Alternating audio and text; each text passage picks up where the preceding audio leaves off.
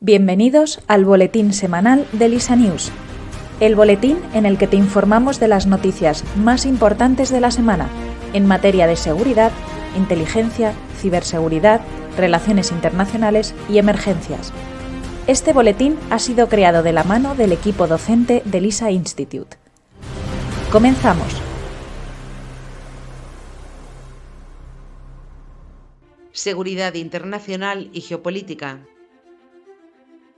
¿Está el grupo Wagner detrás del ataque a los satélites de comunicaciones del ejército ruso?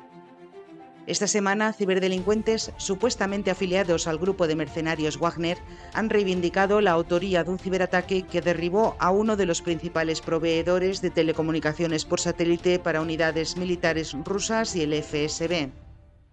Tras el ataque, los supuestos agresores anunciaron en Telegram el éxito de la operación y aparecieron en varios sitios web rusos mensajes de apoyo a los mercenarios que se rebelaron contra el gobierno de Putin. Según algunos analistas, la verdadera autoría del ataque no está clara. Oleg Sheikirov, experto en políticas cibernéticas, sugiere que la participación de Wagner es muy poco probable al ser un estilo poco usual en la organización. Según Sheikirov, todo apunta a que es una operación realizada por ciberdelincuentes ucranianos con el objetivo de sembrar la idea de que la rebelión sigue en pie. Continuando en la guerra entre Rusia y Ucrania, una de las principales noticias de la semana han sido las acusaciones cruzadas entre Moscú y Kiev sobre un incidente inminente en la central nuclear de Zaporilla, la mayor central nuclear de Europa. La situación, calificada como tensa por el portavoz del Kremlin, podría tener consecuencias catastróficas en caso de que uno de los bandos actúe sobre la central con fines propagandísticos, como ocurrió con la destrucción de la presa de Yakovka. Según la inteligencia ucraniana, habrían detectado la colocación de artefactos explosivos en el tejado de la central, que fue tomada en marzo por las tropas rusas, en contraste con las sospechas de Rusia de sabotaje por parte de Kiev. Por otra parte, el gobierno de Ucrania ha informado de avances significativos en su territorio en la zona de Bakhmut, así como en el sur del país. Como resultado, Ucrania ha intensificado su ataque y ejerce presión sobre las tropas rusas en Zaporilla. Mientras tanto, Rusia ha lanzado un nuevo ataque sobre Kiev, marcando su primer ataque en los últimos 12 días. Así como afirma haber frustrado un presunto ataque terrorista con drones ucranianos contra la Nueva Moscú, un distrito administrativo de la capital. Israel finaliza su operación militar en la ciudad de Jenin. La incursión, finalizada este pasado miércoles, constituye la operación de mayor envergadura en Cisjordania desde hace casi 2 décadas. El resultado del movimiento israelí ha provocado la muerte de 12 palestinos y un soldado israelí, además de más de 100 heridos. El gobierno justifica el uso de sus capacidades militares contra el histórico bastión del movimiento miliciano palestino como un esfuerzo por mantener la seguridad y eliminar el terrorismo que, según afirma, ha originado un repunte en la región en los últimos meses. Expertos de la ONU dicen que la operación de Israel en Jenin podría constituir un crimen de guerra. China cancela la visita de Borrell a Pekín. Aunque el motivo específico de esta cancelación no ha sido aún proporcionado por el gobierno chino, insisten en la búsqueda de una nueva fecha. En la reunión se prevé que se traten cuestiones relacionadas con los derechos humanos y la guerra de Ucrania. La diplomacia europea asegura que este era un momento oportuno para visitar el país, debido a las circunstancias en curso con las visitas de representantes estadounidenses como el secretario de Estado Antony Blinken o la secretaria del Tesoro Janet Yellen, que pretenden acercar posturas entre las potencias. Miles de arrestos tras la semana de violentos disturbios en Francia. Las protestas, organizadas en todo el país, dejan más de 3.500 detenidos en un contexto de crisis social y política en Francia tras la muerte del menor de 17 años por un agente policial. El caso de Naël ha movilizado las barriadas más desfavorecidas de Francia y ha reabierto el debate sobre el abuso policial y el racismo estructural existente en el país. Organizaciones como Amnistía Internacional o el Consejo de Europa acusaron recientemente a las fuerzas de seguridad francesas sobre el agresivo manejo de manifestaciones masivas como las de los chalecos amarillos. Así como la ONU advirtió a Francia de la necesidad de abordar el problema de discriminación racial dentro del cuerpo policial. Otras noticias de actualidad internacional. La OTAN extiende el mandato de Stoltenberg hasta octubre de 2024 y busca superar obstáculos para la candidatura sueca durante la cumbre de Vilna.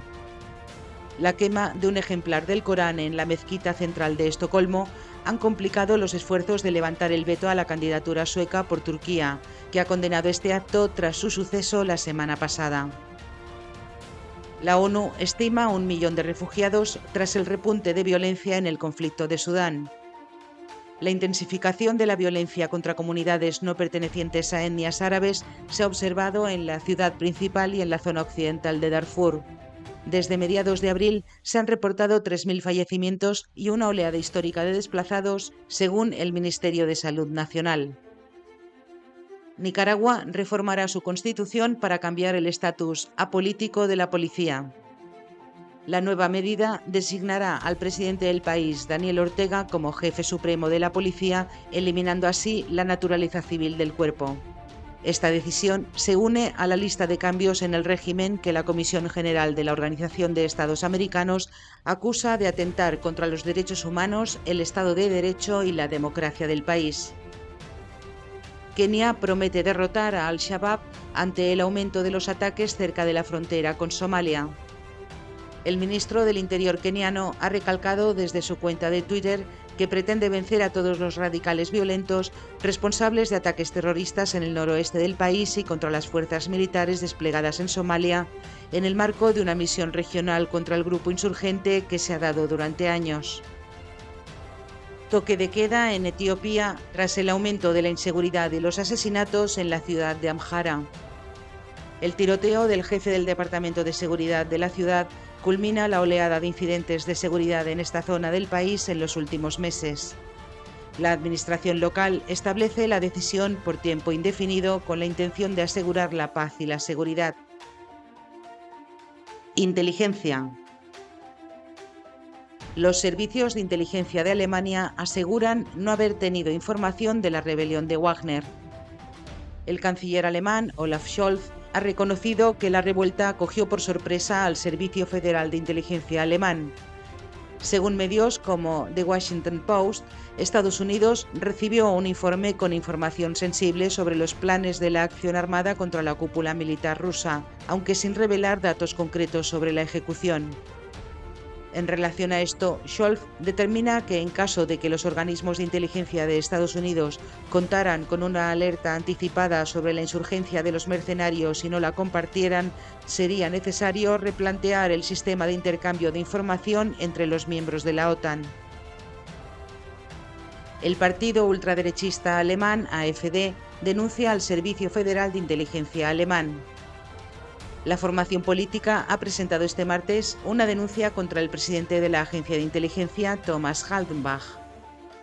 El representante ha sido acusado por haber afirmado la difusión de un discurso de odio dirigido hacia las minorías y de carácter antisemita. Por otro lado, ha expresado sus sospechas de una posible influencia directa en las narrativas por parte de Moscú. La Plataforma Multidisciplinar Europea contra las Amenazas Delictivas presenta su informe anual sobre las acciones contra el crimen organizado en la Unión Europea. Con el fin de construir una mayor resiliencia en el marco europeo, el informe de 2022 revela un alto número de detenciones, asistencia a víctimas de trata de seres humanos y a la incautación de activos y droga que reflejan el constante esfuerzo de las autoridades y organismos de seguridad en la lucha contra el crimen organizado de la región. Ciberseguridad. El mayor puerto de Japón paraliza sus operaciones tras un ataque de ransomware. El pasado martes, el país nipón habría sufrido un ciberataque en el puerto marítimo de Nagoya, el más grande y concurrido del país. El incidente, que ha afectado al 10% del volumen total comercial de Japón, ha provocado un parón en el control de las terminales de contenedores. No es la primera vez que la autoridad portuaria de Japón lidia con ciberataques. En septiembre de 2022, el puerto de Nagoya permaneció cerrado durante 40 minutos tras un ataque masivo de denegación de servicio y propiciado por el grupo prorruso Killnet. Los ciberdelincuentes del Hospital Clínic de Barcelona vuelven a publicar datos. La primera filtración tuvo lugar el pasado 30 de marzo y por aquel entonces el centro sanitario ya había advertido que los ciberdelincuentes podrían volver a publicar los datos robados. Y así ha ocurrido. El grupo criminal estaría publicando más información de los 4 terabytes de datos personales que habría sustraído a principios de marzo. Fuentes de los Mossos d'Esquadra informan que mantienen abierta la investigación y continúan siguiendo los movimientos del grupo de ciberdelincuentes. ¿Cuáles son los ciberataques más frecuentes en verano? La Organización de Consumidores y Usuarios ha expuesto que los riesgos más típicos durante la temporada estival son los anuncios falsos de viviendas de alquiler online, los hackeos a través de redes de conexión Wi-Fi públicas, la campaña de fraude de mensajes de familiares pidiendo dinero, los cargos no autorizados en la tarjeta de crédito y códigos QR fraudulentos. Y hasta aquí el resumen de las noticias de esta semana. Espero que haya sido de tu interés. Desde Lisa News te agradecemos tu atención y hasta el próximo boletín. Si te ha gustado este boletín, recuerda que puedes seguirnos en Instagram, Facebook, Twitter y LinkedIn, donde publicamos a diario noticias y análisis de interés. Comparte este boletín con tu entorno y ayúdanos a seguir haciendo del mundo un lugar más seguro, justo y protegido.